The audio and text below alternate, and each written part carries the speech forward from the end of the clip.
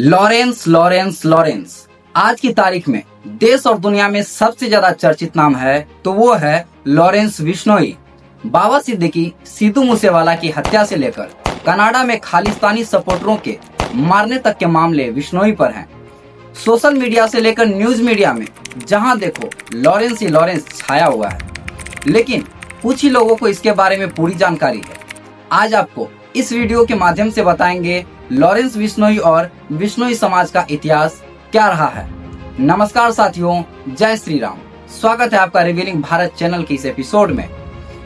आज सबसे पहले बात करते हैं हम बिश्नोई कम्युनिटी के बारे में। बिश्नोई को समझना है तो इसके इतिहास को समझना होगा।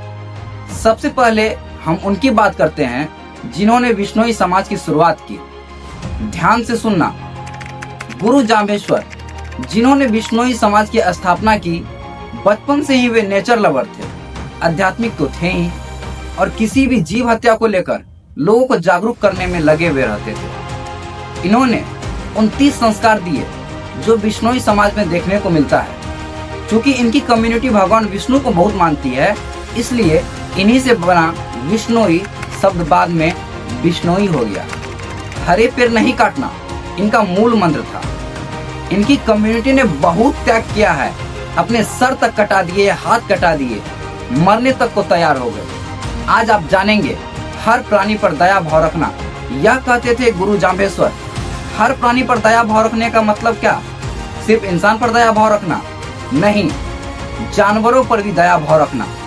जब किसी हिरण की मां मर जाती है तो यह बिश्नोई समाज की स्त्रियां जो बच्चों को स्तनपान करा रही होती है, वो अपने स्तन से उस हिरण को दूध पिलाती है, जो पूरी दुनिया में आपको कहीं देखने को नहीं मिलेगा, सिर्फ बिश्नोई समाज में मिलेगा। इनके यहाँ खेजड़ी का पेड़ होता है जिसे वे पूजते हैं। खेजड़ी का पेड़ रेगिस्तान में भी हरा भरा रहता है। जैसे हम लोग तुलसी के पौधे को पवित्र मानते हैं, उसी तरह बिश्नोई समाज खेजड़ी के पौधे को पवित्र मानता है। 1730 की बात बता रहा हूं। जोधपुर के महाराजा अजय सिंह एक फूल महल बना रहे थे जिसमें खेजड़ी की लकड़ियों की जरूरत थी। राजा के आदेश पर उनके सैनिक पेड़ काटने चले गए, लेकिन बिश्नोई समाज की अमृता देवी खड़ी हो गई। अमृता देवी को बिश्नोई समाज के लोग आज भी बहुत मानते हैं। वे पेड़ से चिपक गई और बोली, पहले मेरी गर्दन काटो, फिर पेड़ काटने दूंगी। उसकी तो गर्दन काट दी। फिर तीनों बेटियां भी आ गई, उसके भी गर्दन काट दिए गए। फिर पति आ गया, उसने भी अपनी गर्दन कटवाई एक पेड़ के लिए। पेड़ बचाने के लिए 84 गांव के लोग जमा हो गए। ये सभी लोग पेड़ों को पकड़कर खड़े हो गए। राजा के कारिंदों ने बारी बारी से करीब 363 लोगों को मौत के घाट उतार दिया। अमृता देवी के आखिरी शब्द थे, कटे हुए पेड़ से ज्यादा सस्ता है कटा हुआ सिर। फिर जब महाराजा को इस नरसंहार के बारे में मालूम हुआ तो उन्होंने फौरन अपना आदेश वापस ले लिया और अपने सैनिकों को बुला लिया।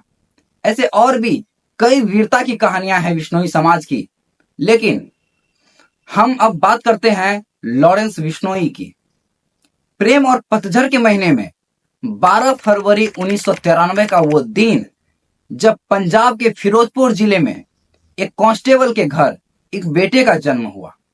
बेटा इतना खूबसूरत और रंग से इतना गोरा था कि मां ने उसका नाम लॉरेंस रखा, जिसका मतलब होता है एकदम साफ और चमकता हुआ सफेद। यह परिवार चूंकि बिश्नोई कम्युनिटी से आता है, इसलिए उसका नाम हो गया लॉरेंस बिश्नोई। दरअसल लॉरेंस जिस बिश्नोई समुदाय से आता है वो हिरणों के संरक्षण और रक्षा के लिए जाना जाता है। काले हिरणों की तो बिश्नोई समाज पूजा करते हैं, साथ ही दूसरे जानवरों के संरक्षण के लिए भी बिश्नोई समाज प्रयास करता है।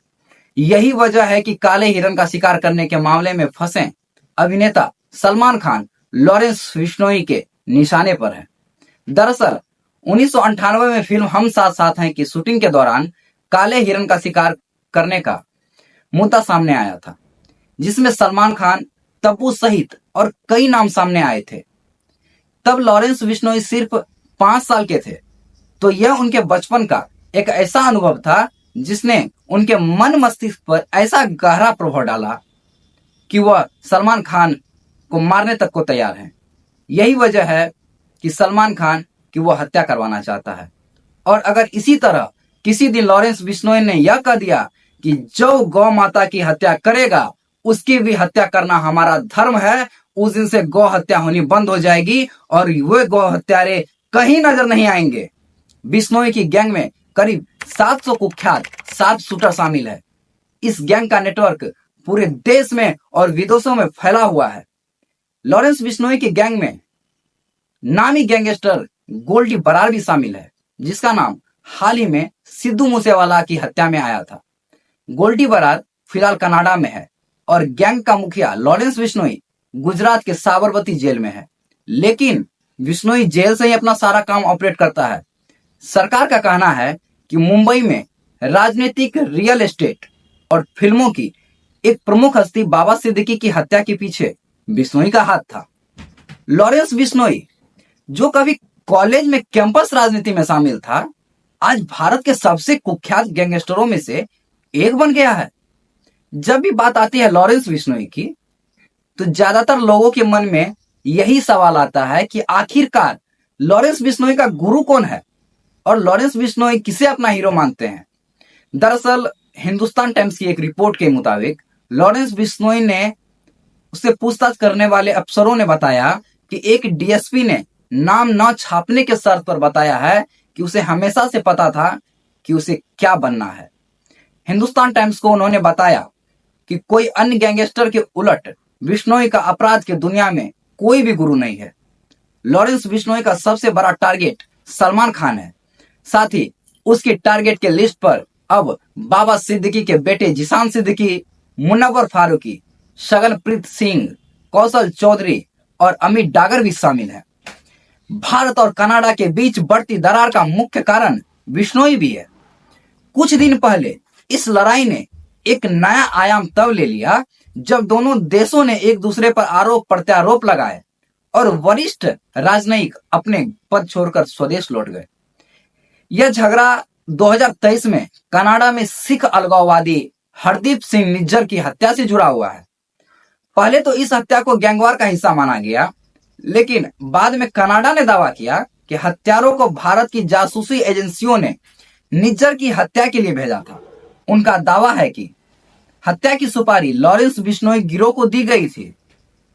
खैर, निज्जर हत्याकांड पर आपके जो भी विचार है, इसमें कोई संदेह नहीं है कि इस घटना का कनाडा के प्रधानमंत्री जस्टिन ट्रूडो ने बेशर्मी से फायदा उठाया है ताकि वे कनाडा में खालिस्तानी चरमपंथियों का समर्थन जीत सके, जिनके चुनावी समर्थन पर वे निर्भर हैं। कुछ लोग लॉरेंस बिश्नोई को गैंगस्टर और अपराधी कहते हैं, तो वही कुछ लोग इनके समर्थन में इन्हें एक सच्चा हिंदू बताते हैं।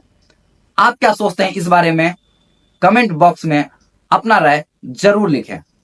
फिर मिलते हैं नए एपिसोड में। तब तक के लिए वंदे मातरम, जय श्री राम।